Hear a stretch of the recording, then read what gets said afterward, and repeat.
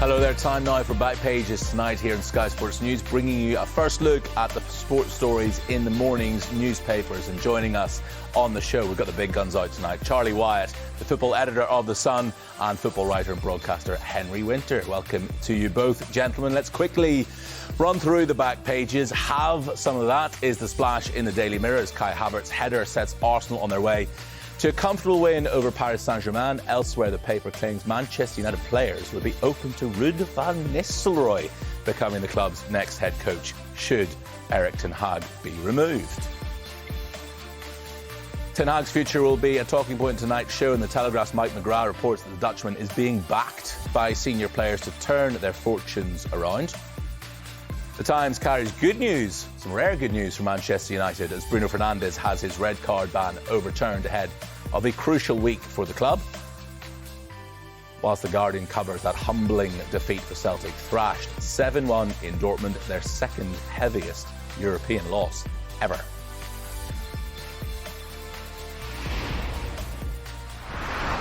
But we shall start with tonight's Champions League action, where Arsenal were comfortable winners against an underpowered Paris Saint-Germain at the Emirates. Have some of that is the headline in the Mirror, Henry. And we are seeing just this evolution of this Arsenal side, where they're becoming such a tough side to beat. And they are now, not just a great chance of doing something in the Premier League, but they've got to be serious contenders for the Champions League as well.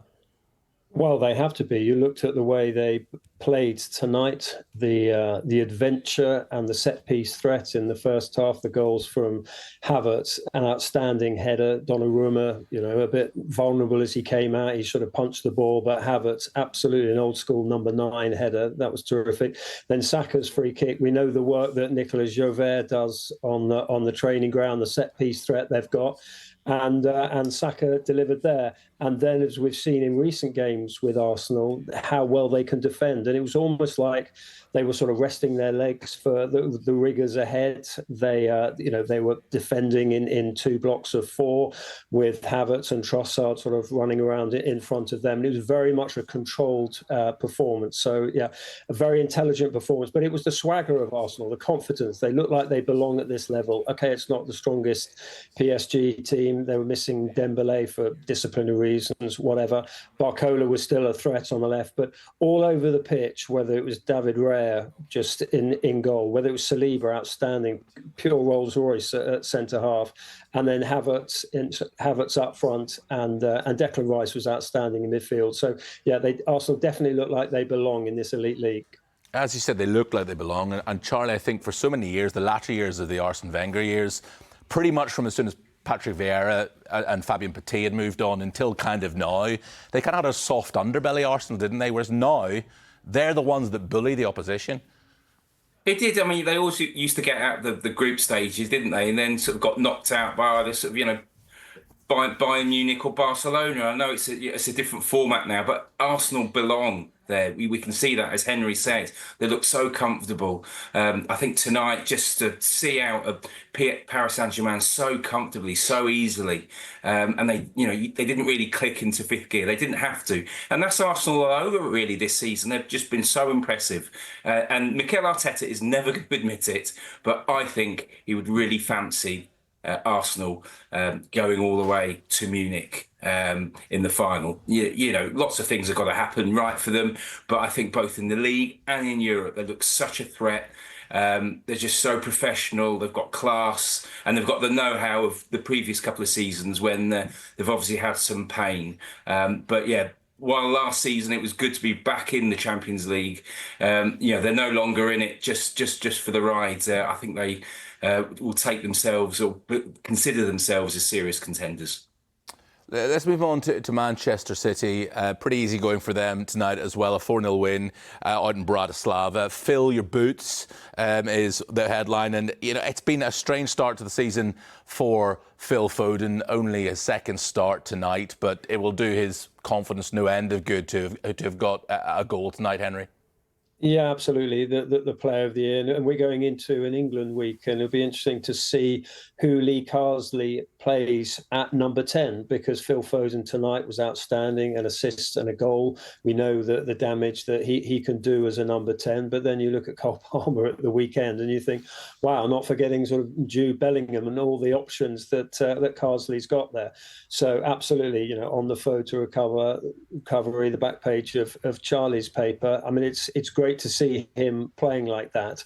And again, also with Manchester City, they had Nunes and Gundogan sort of playing deeper, double pivots, which, given that the issues having lost Rodri for the season, that was very encouraging. Particularly Gundogan scoring on his for his first goal on his return. So yeah, a very constructive evening for Manchester City, and also for England's perspective, seeing Phil Foden back flying like this. And Henry touches upon it there, Charlie. It remains to be seen just how big a loss Rodri will be for Manchester City over the rest of the season. But he was pivotal last season, and we know Pep Guardiola is effusive in his praise when it comes to Rodri.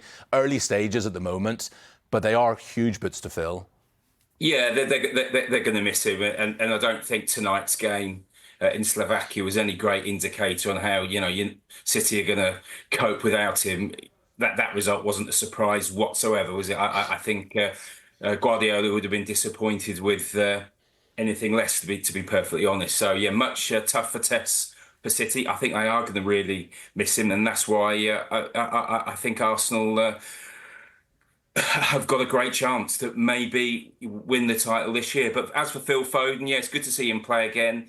To be honest, it's not just him who's struggled coming out of the Euros for City. We've had John Stones and Kyle Walker as well. Yeah, they're all going to have to be patient. They're all going to have some part to play this year. But equally, as Henry mentioned, it is going to be an England week next week. Lee Carsley will name his squad on Thursday. And ahead of that game against Greece, although Foden's done well tonight, I actually definitely want to see Cole Palmer play as number 10, without doubt, for that one. Just before we move on to, obviously, a very disappointing night for Celtic tonight, I think we're all still trying to get our heads around this new format for the Champions League, and it's hard to know how much jeopardy there is at this stage, 2 games in, but I suppose it's just about getting off to as fast a sprint start as you can, and if you can get 6 points on the board after 2 games, you're in a great position come January.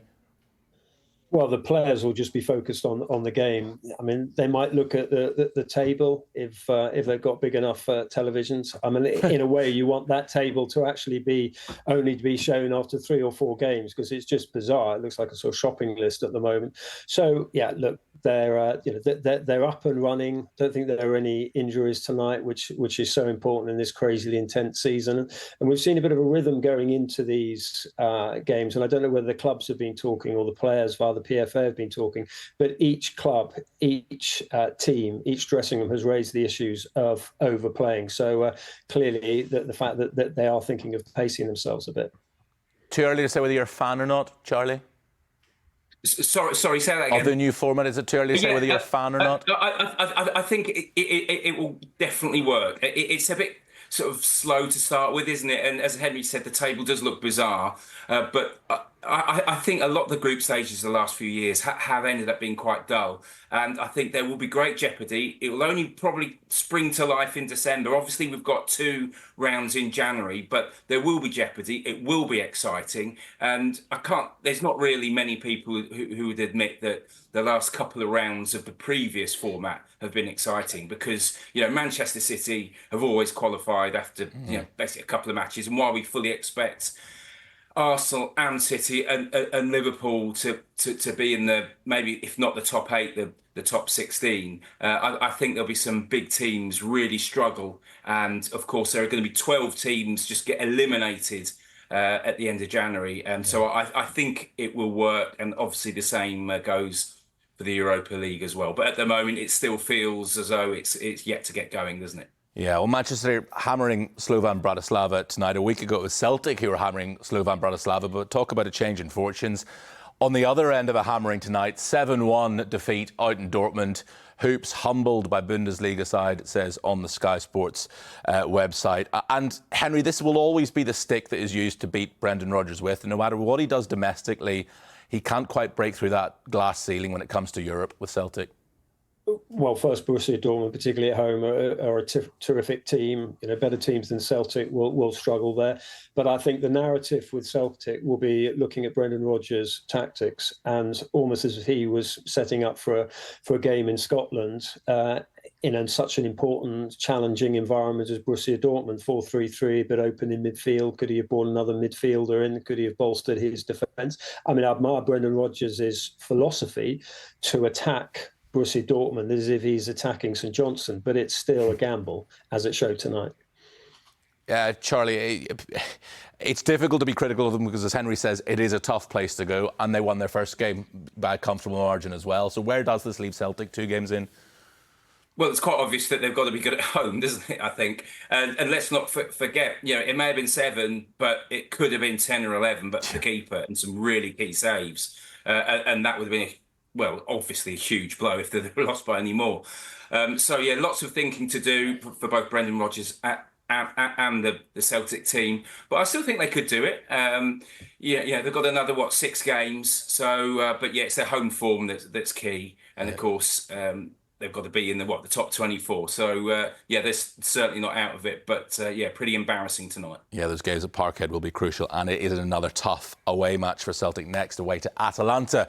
We shall take a quick break. When we come back, we'll look at more of the back pages and we'll be discussing plenty about Manchester United, including this in Charlie's paper, The Sun, as Benny McCarthy puts the boot into Erik ten Hag.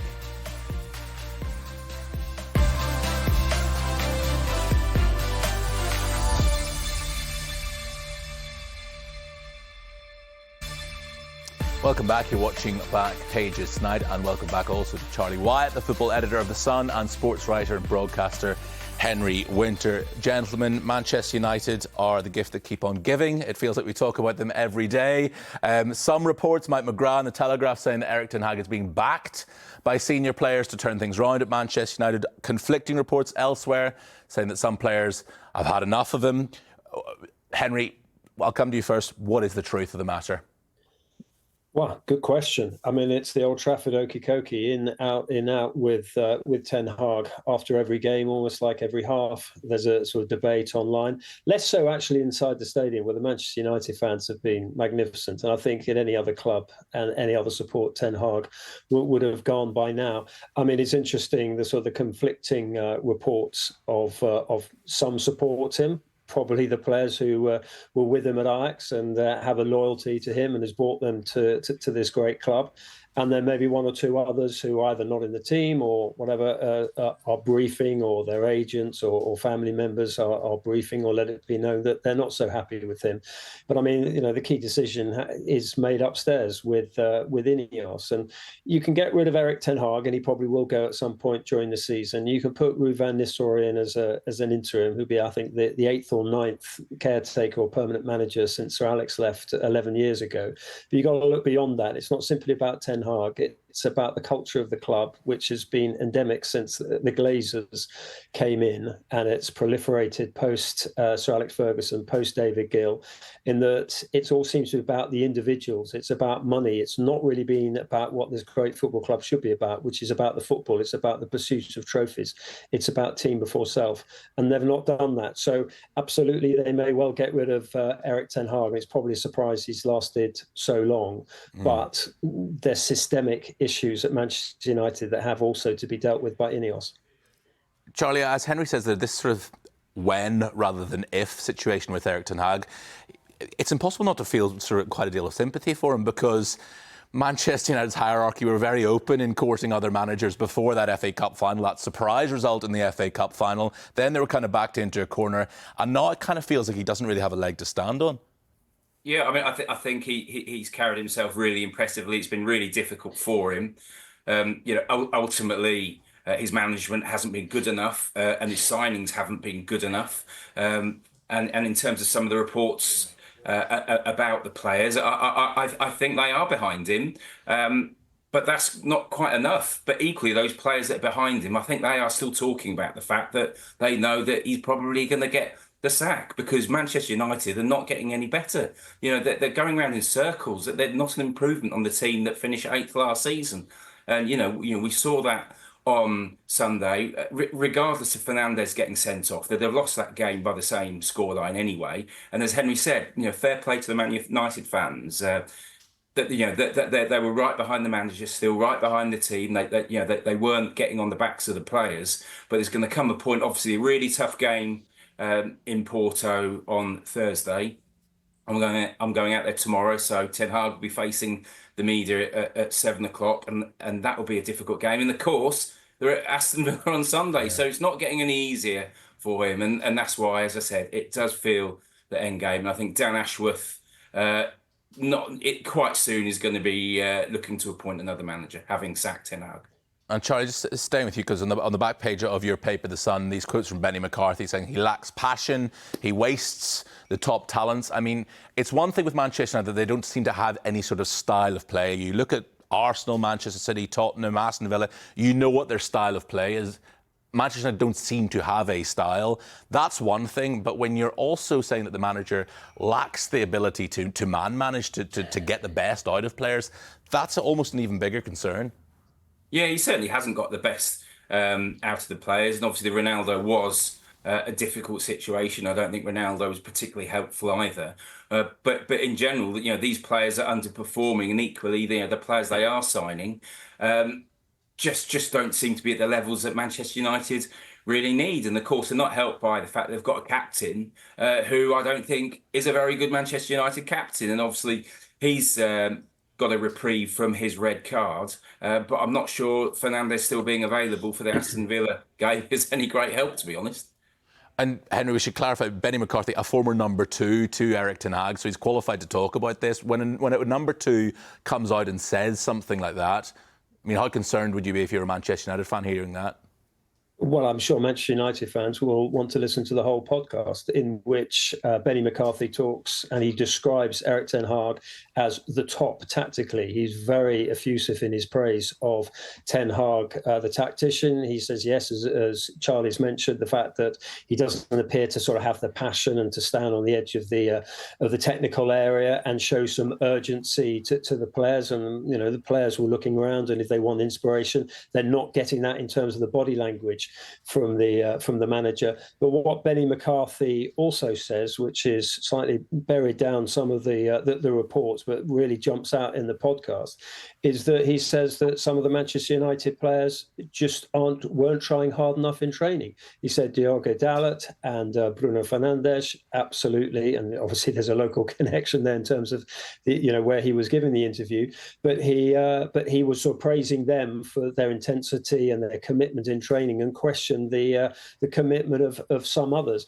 Now, that might have been players who left in the summer. He doesn't actually name them. But if I was a Manchester United fan, that would be the thing that would most alarm me about the Benny McCarthy interview, the fact that he questioned the commitments of some of the players.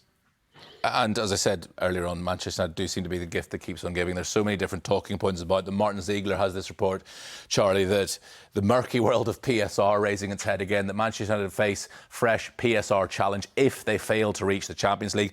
On the evidence of what we've seen so far this season, and certainly that capitulation against Tottenham on Sunday, it's very difficult to imagine that they're going to be finishing in top 4 this season and could face PSR, another sort of PSR difficulty. Yeah, obviously they've got lots of contracts and performance-based deals, and they could, was it £10 million they could lose if they don't get into the Champions League? I mean, they're not going to do that, are they? It'd be, incredible if they managed to do that. The one thing is maybe they win the Europa League, which is probably the only way I can see them getting to the Champions League next year. But really difficult times for United, and I don't think any of us can really see it getting any better at the moment. The one little ray of sunshine for them today, I suppose, Henry, or is it indeed a ray of sunshine, is that Bruno Fernandes is available for them this weekend for that trip that Charlie mentioned to Villa Park.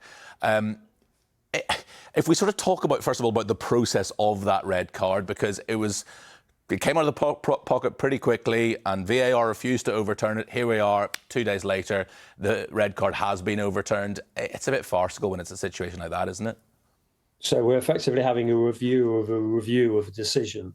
So absolutely, I mean, it probably is, looking back on it, the right decision, and Bruno Fernandes is now cleared to play. Whether that actually helps Ten Hag, because I agree with Charlie, I don't think he's a natural leader. I think the way he behaves at times on the pitch, throwing his arms around, his attitude towards referees. I mean, he obviously cares and he's committed to the team, and you can see that. Benny McCarthy was alluding to that, but I don't think it sends out the best message. So do they actually need him in these games? I mean, they do have options in that position. You could play Eriksen there. I mean, it depends on Mount's fitness. You could play him in there. Or you could sort of bolster midfield and make it a little bit less easy to drive through, as James Maddison and Dejan Kulusevski were doing on Sunday. So maybe it's a sort of mixed blessing. But I think, as you say, this long-winded decision has come to the correct conclusion ultimately. Let's move on to what is going to be a huge night, biggest night for 42 years, under the lights at Villa Park for Aston Villa tomorrow night. And the back page of the Star, sort it or we'll get caned, is what Unai Emery is saying. Essentially, if they defend like they did against Ipswich on Sunday, then they're going to be in big trouble because England's captain will be having a field day. But first of all, how excited will Aston Villa fans be about tomorrow night under the lights? I think it's going to be a terrific atmosphere. This is what clubs like Aston Villa dream of, isn't it? You know, getting back into the Champions League. Of course, you know, they won the European Cup 42 years ago against Bayern Munich. So it'll be an emotional night. And obviously there'll be memories of Gary Shaw as well, and his passing. So, yeah, it will be an emotion-charged evening, a terrific night for the fans. They've obviously got to improve the defending. And, of course, Bayern Munich will be there with, we think, Harry Kane. He trained today, although tonight Vincent Kompany at his press conference has said we're going to make a decision tomorrow. But I'm sure Kane will be determined to play in, what will be a terrific match, I'm sure. And Henry, Ollie Watkins versus Harry Kane. That's how it's obviously going to be billed tomorrow night. Ollie Watkins saying he's coming after Harry Kane's England spot. I mean, he's got the captain's armband in the first place, Harry Kane, so it's going to be a difficult spot to take. But that's the mouth-watering clash tomorrow night. Oh, absolutely. And Ollie Watkins will be absolutely up for this. He's playing against Upamecano, who's in decent form, and Kim as well. And look, Bayern Munich will set traps for him, but it's fantastic. Can you imagine what it's going to be like with him, for Ollie Watkins, running towards the Holte End? And Villa Park has just been transformed by Unai Emery on the pitch in terms of the players, how well they're playing. You look at Morgan Rogers, how well he's fitted in, but also just the atmosphere around the whole ground. I mean, it's an electric place to go to. And when the Holte End hears that Champions League anthem, well, it'll be drowned out with the noise. It's going to be special indeed. Charlie, Henry, thank you for your time, as always, and join us again on Wednesday night when our guests will be Martin Hardy and Riyad Al Samarrai reacting to that huge night for Aston Villa.